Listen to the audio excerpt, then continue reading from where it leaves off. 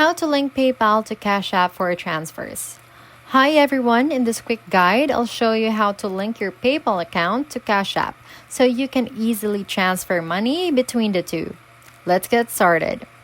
First, open the PayPal app or visit paypal.com in your browser and log in with your account credentials. Once logged in, go to the Wallet tab. This is where all your payment methods, like bank accounts and cards, are stored. Next, select the link card and enter your Cash App debit card details.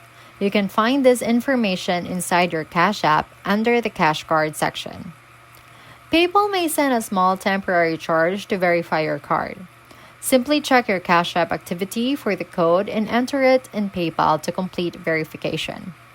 After your Cash App card is successfully linked, you can now transfer money from PayPal directly to your Cash App card whenever you need it. And that's it. You have successfully linked PayPal to Cash App, making your transfer faster and more convenient.